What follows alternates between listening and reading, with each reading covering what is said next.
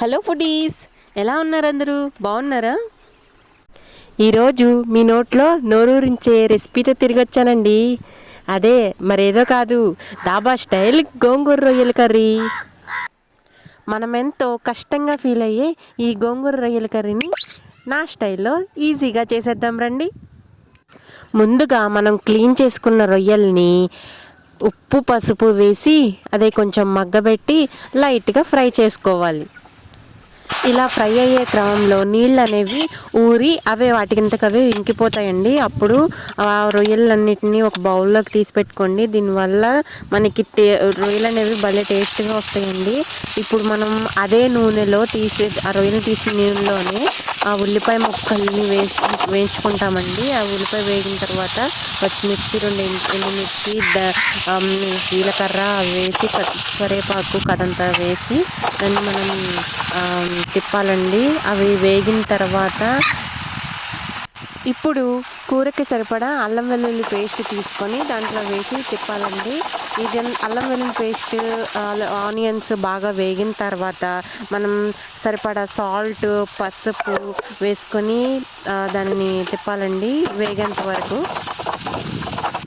ఆ తరువాత మనకి సరిపడా కారం వేసుకొని దానిని రోస్ట్ చేసుకోవాలండి.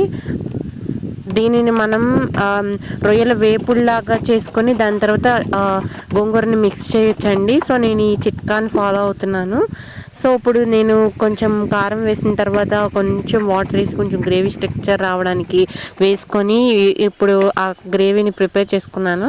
నెక్స్ట్ ఇప్పుడు మనం ఇందాక తీసుకున్న రొయ్యలని దాంట్లో మిక్స్ చేసేసి బాగా రోస్ట్ చేస్తూ ఉంటే ఇది ఒక రొయ్యల్ ఫ్రై టైప్ లాగా వస్తుందండి. సో ఇప్పుడు ఏం చేయాలంటే మనం గోంగూరని మనం సిద్ధం చేసుకోవాలండి. నేనైతే గోంగూరని ఉడకబెట్టుకున్నాను. 2 చిల్లీస్ వేసి ఒక టమాటో వేసి ఉడకబెట్టుకున్నాను. సో దాన్ని అంతా మెదిపేసి పక్కన పెట్టుకున్నాను.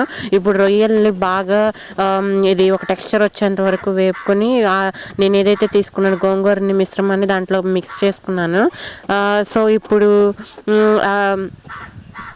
గోంగూరని రొయ్యల్ని మిక్స్ చేసిన తర్వాత కొంచెం గ్రేవీ అనేది ఊరిద్దండి మనకి. సో అంతలోపు మనము పొడి మసాలాని సిద్ధం చేసుకుందాము. నేను ఇక్కడ వాడే మసాలాలో ఓన్లీ 3 ఇంగ్రీడియంట్స్ వాడానండి మెయిన్గా. అదే ధనియాలు, మిరియాలు అండ్ వెల్లుల్లిపాయలండి. ఆ 3 మసాలా తీసుకొని ఇది చిన్న చిట్కా మాత్రమే, ఈ 3 సరిపోతాయండి మన దానికి. సో ఇప్పుడు ప్రిపేర్ అయిన గ్రేవీకి ఈ మసాలా యాడ్ చేయడమే. అంతేనండి, ఎంతో గుమగుమలాడే వెరీ టేస్టీ డాబా స్టైల్ గోంగూర రొయ్యలు కూర రెడీ. ఇంకా మనం సర్వ్ చేసుకోవడమే ఆలస్యం.